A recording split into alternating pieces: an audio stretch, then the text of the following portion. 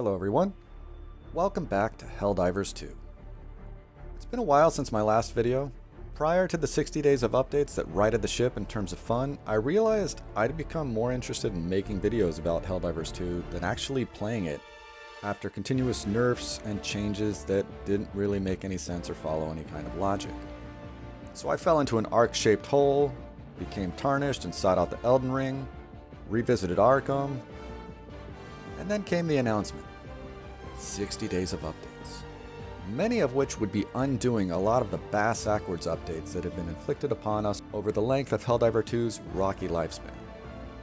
And after having remained optimistic about the first several updates and war bonds and patches, and then slowly losing more and more faith in the devs, it was a true pleasure to see the 60 days of updates breathe new life into the game. The player count is up, players are talking about how great weapons and stratagems are now, rather than talking about how good they used to be. It's a new day. So it seems like a good time to talk about the state of the game. Specifically, the top 10 updates to come out of the 60 days of updates. Please keep in mind, the 60 days of updates gave us a lot of good stuff. Just because something isn't mentioned here doesn't mean that it's crap or bad by any means, it's just that it didn't seem a significant enough change to myself, the crew that I play with, and the players that I pulled during matches. So with that said, let's talk Helldivers. So honorable mention to the jump pack. While this is my personal favorite update, as I've been a jump pack enthusiast since I first unlocked it, I'm under no denial about how much it actually changes the game for the average player. It does more or less the same thing as it's always done, provide great mobility across terrain and obstacles, and an easy mode of egress if the shit hits the fan with the enemies. But now it does all that even better. Where the jump pack used to provide a simple vertical thrust, making its horizontal thrust completely dependent on the player's movement speed at the time of activation, it now has a strong forward thrust built in, making it cover a much larger distance than before without losing any of its verticality. On top of that, the cooldown between jumps has been reduced by 25% from 20 to 15 seconds.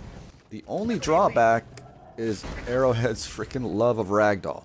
A mid-air collision, an overly long jump.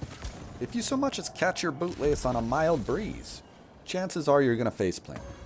The key is to dust yourself off and shoot any witnesses. Alright, here we go. Number 10, the Diligence Counter Sniper. Now, I've previously made my feelings on Helldivers 2's lack of a decent sniper kit abundantly clear. In one of my previous videos, I made a suggestion for changes that would have benefited the Diligence twins, dealing mainly with their rate of fire and their lack of damage.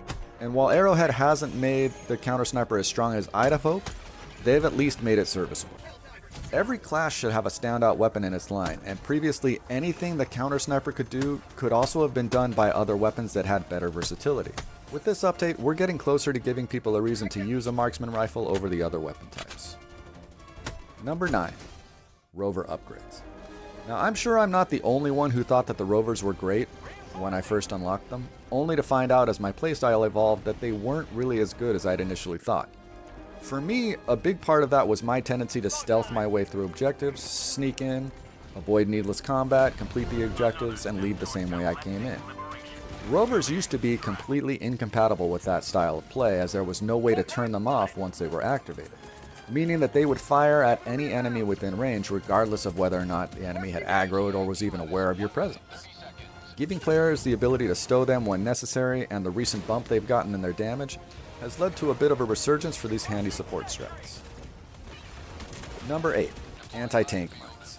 Theoretically, mines are a great idea, except for the fact that they never really did enough damage to kill the enemy, but were really good at killing players, because most of us didn't see them until it was too late. Enter 60 days of updates.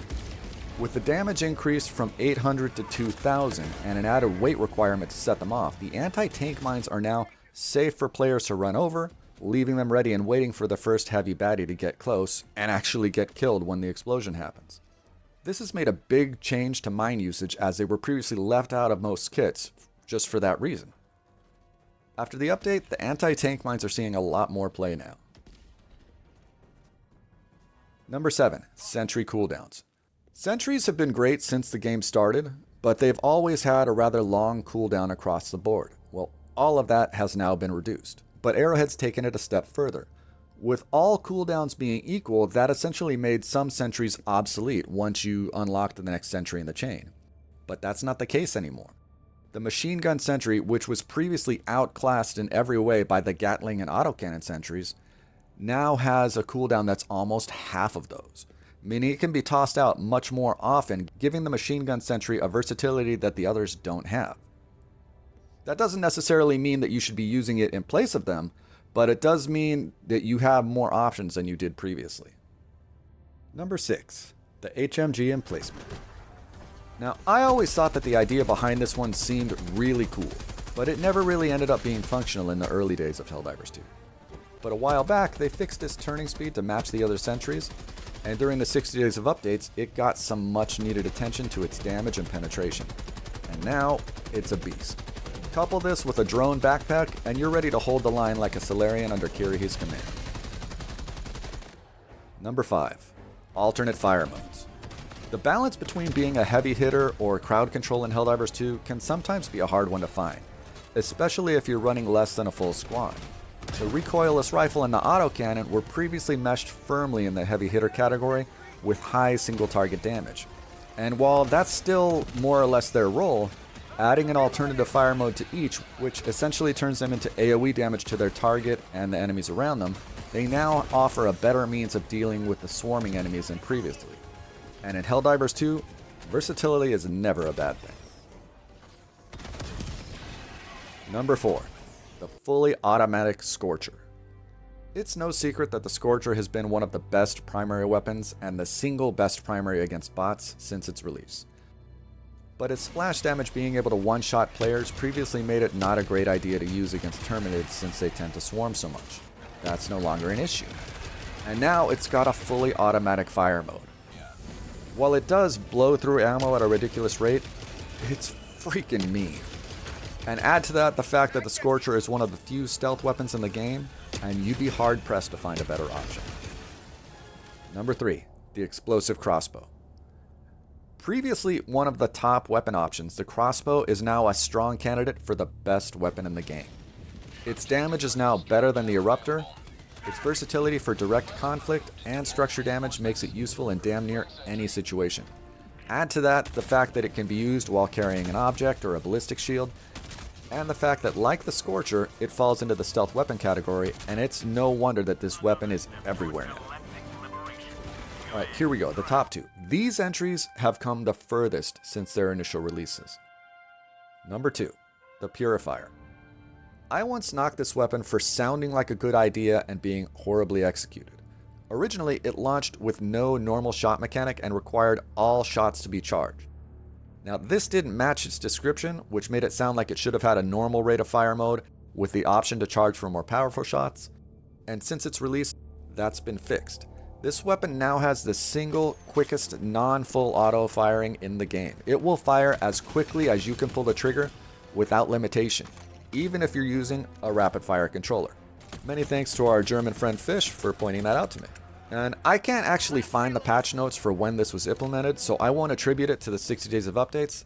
That being said, coming out of the 60 days of updates, this weapon is an absolute beast. All of its damage has been increased. Its charged shots now scale in damage up to a cap based on how long you've held the trigger, meaning you can release early if need be and still get a damage boost to your shot. A few well-placed, fully charged shots can drop an automaton airship, which is awesome for a primary weapon. The knockback is great for CC. The splash damage can solidly deal with lower tier swarms. Translation: the Purifier has gone from something that used to sit in your arsenal gathering dust to the thing that you use to destroy your arsenal with a well-placed charged shot. Number 1. The Thermite Grenade. Now, the Thermite Grenade wasn't the only grenade to get a bump in its damage from recent updates. All the time grenades got their damage doubled, but the Thermites outshine them all, with their damage increasing by 20 times what it was. Previously a contender for what I once said should have been converted to a decoy grenade with its flash and noisy gimmick, these sparkly little bastards are the single greatest change to the game to come out of the 60 days of updates. See a charger? Thermite. See a Hulk? Thermite. Bot factory? Thermite. a Bile Titan, a Spore Shroom, a Shrieker's Nest, whatever. Essentially, if the Thermite can hit it, it's gonna go bye-bye. Or it's gonna be so fucked up that it's basically dead anyway. They're so effective now that their carry limit has been reduced from the standard 4 to 3. But why does this matter? Why is it a top tier update? When you can relegate your primary heavy killer and objective destroyer to your grenades, that opens up everything else about your build. You no longer have to bring that one stratagem or that specific weapon that you've grown so dependent on to kill stuff. We now have so much more flexibility for our weapons and stratagem variations, all because the Thermites are now so good. Add to that so many more weapons are functional compared to what they used to be, and it's a great time to be a Helldiver. Well, there you go. That's my take for the top 10 updates to come out of the 60 days of updates. How did I do? What would you have changed? Let me know in the comments below. And as always, thanks for watching.